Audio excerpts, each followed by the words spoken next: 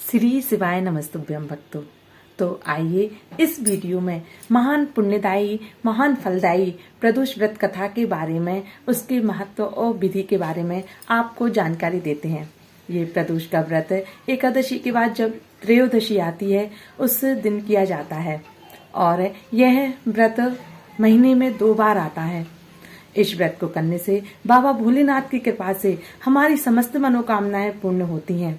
बाबा भोलेनाथ की कृपा से इस व्रत को करने से सौभाग्यवती स्त्री का सौभाग्य अखंड रहता है और अगर कोई रोगी व्यक्ति है तो उसका रोग नष्ट हो जाता है और हमें शिव सायुज्य प्राप्त होता है, शिव भक्ति प्राप्त होती है।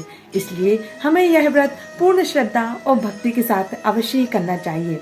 इस दिन ब्रह्म मुहूर्त में उठकर स्नान आदि से निवृत्त होकर बाबा भोलेनाथ का जलाभिषेक करें, उनको ऋतुफल अर्पण करें और अच्छे गोबर से लीप कर शाम के समय जब प्रदोष काल लग जाए, प्रदोष काल जब दिन डूबता है या सूर्यास्त के 1 घंटे पहले से सूर्यास्त के 1 घंटे बाद तक का समय प्रदोष काल होता है। इस काल में बाबा भोलेनाथ की पूजन की जाती है।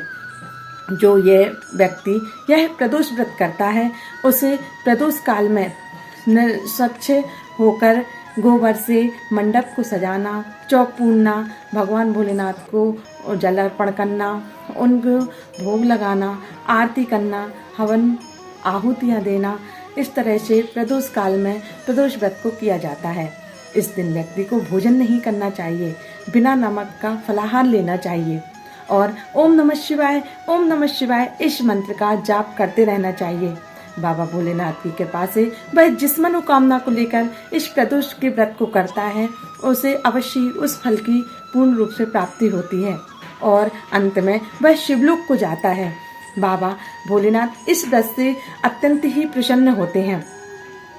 त्रयोदशी व्रत करने वाला मनुष्य सदा सर्वदा सुखी रहता है, उसके संपूर्ण पापों का नाश इस व्रत से हो जाता है और जो सुहागन नारियां रहती हैं उसका सुहाग अटल रहता है। बंदी कारागार से छूट जाते हैं। जो स्त्री पुरुष जिस कामना से इस व्रत को करते हैं उनकी समस्त मनोकामनाएं कैलाशपति शंकर पूरी करते हैं। सूत जी कहते हैं, त्रयोदशी का व्रत करने वाले को 100 गौदान का फल प्राप्त होता है। जो एक प्रदोष का व्रत कर लेता है उसे ऐसे ही 100 गौदान का फल प्राप्त हो जाता है। इस व्रत को जो विधि विधान और तन मन धन से पूर्ण श्रद्धा भक्ति के साथ बाबा भोलेनाथ का यह व्रत करता है उसके सभी दुख दूर हो जाते हैं, सभी पाप नष्ट हो जाते हैं और अंत में वह शिवलोक को जाता है। अतः जिन भी माता बहनों भाइयों को यह प्रदोष का व्रत या तो 11 प्रदोष करना चाहिए या फिर साल भर के 26 प्रदोष करना चाहिए, उसके बाद इसका उद्यापन करना चाहिए। तो अभी का यह प्रदोष गुरुवार को पड़ रहा है। यह जो गुरुवार का प्रदोष है यह गुरु प्रदोष के नाम से प्रसिद्ध है। गुरु प्रदोष व्रत करने पर शत्रु विनाश के लिए बृहस्पति प्रदोष का व्रत करें। बृहस्पति अर्थात है गुरुवार प्रदोष व्रत कथा। तो आइए आपको गुरु प्रदोष व्रत की कथा को सुनाते हैं। पूर्ण श्रद्धा और भक्ति के साथ इस कथा को श्रवण करें। इसकी सुनने मात्र से ही हमें 100 गौदान का फल प्राप्त हो जाता है, सभी पापों से मुक्ति मिलती है, बाबा भोलेनाथ का सायुज्य प्राप्त होता है, कृपा प्राप्त होती है। जब भी हम कोई भी कथा सुने तो थोड़े से चावल फूल हाथ में लेकर इस कथा को अवश्य सुनना चाहिए और यह कथा पूर्ण विश्वास और श्रद्धा भाव से अवश्य ही श्रवण करनी चाहिए। तो आइए ऐसे कथा में बृहस्पति त्रयोदशी व्रत की कथा को हम श्रवण करते हैं।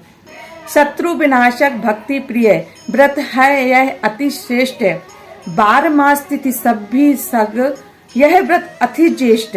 मतलब सभी व्रतों में सर्वोपरि यह प्रदोष का व्रत है। कथा इस प्रकार है कि एक बार इंद्र और वृत्तासुर ने घनघोर युद्ध हुआ। उस समय देवताओं ने दैत्य सेना पराजित कर नष्ट भ्रष्ट कर दी।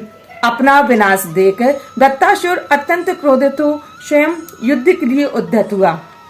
मायावी असुर ने आसुरी माया से भयंकर विकराल रूप धारण किया।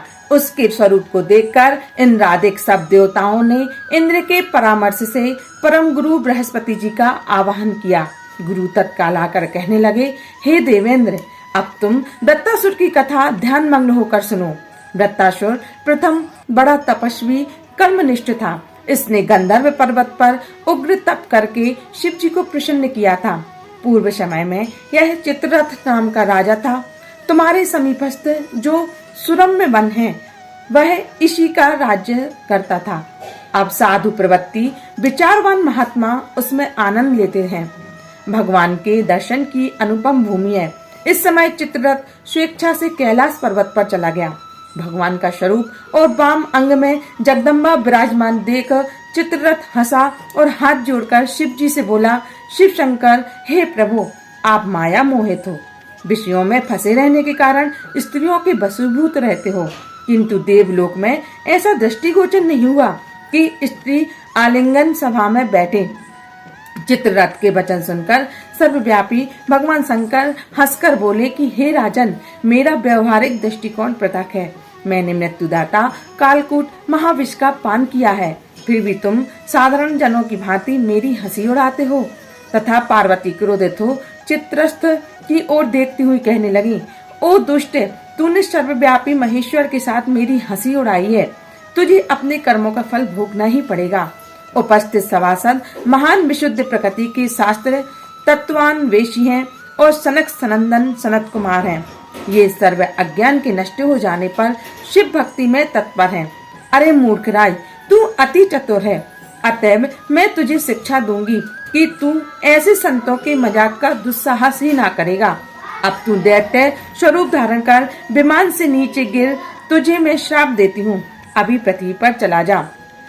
जब जगदम्बा भवानी ने चित्ररथ का ये श्राप तो तत्क्षण विमान से गिरे राक्षस योनि को प्राप्त हो गया और प्रख्यात महाशूल नाम से प्रसिद्ध हुआ। तवष्टा नाम ऋषि ने उसे श्रेष्ठ तप से उत्पन्न किया और अब वही वृत्तापुर शिव भक्ति में ब्रह्मचर्य से हो रहा है। इस कारण तुम उसे जीत नहीं सकते।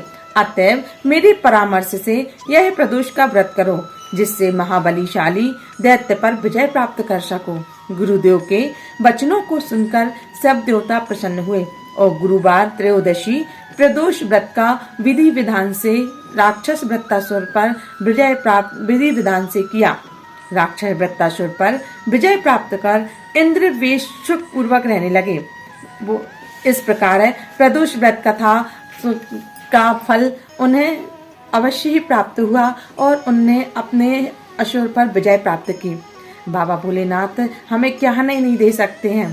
सभी देवता तो पल्ला झाड़ कर देते हैं, लेकिन बाबा भोलेनाथ तो छप्पड़ फाड़ कर देते हैं। शिव समान दाता नहीं, विपत विदारन हार, लज्जा मोरी राखियो, हे नंदी के असवार। बाबा भोलेनाथ की कृपा जो प्रदोष व्रत करता है उस पर अनंत अनंत गुना कृपा उसे मिलती है। और जो ओम नमः शिवाय और षडाक्षर मंत्र नमः शिवाय पंचाक्षर मंत्र का जाप करता है, बाबा भोलेनाथ की कृपा उस पर हमेशा बरसती रहती है। बाबा भोलेनाथ का सायुज्य प्राप्त होता है। देवों के देव महादेव कहे जाते हैं मेरे बाबा भोलेनाथ, इसलिए उनके नाम का उच्चारण करते रहें, जाप करते रहें, उनकी प्रदोष कथा को सुनते रहें। कथाओं को सुनने से 100 गौदान का फल प्राप्त होता है, फिर उसके बाद तो हमें उस व्रत का फल प्राप्त होता है। इसलिए आप जरूर से प्रदोष व्रत कथा व्रत करें और बाबा भोलेनाथ की कृपा को प्राप्त करें। नमः पार्वती पते, हर हर महादेव। श्री शिवाय नमस्तुभ्यम, श्री शिवाय नमस्तुभ्यम।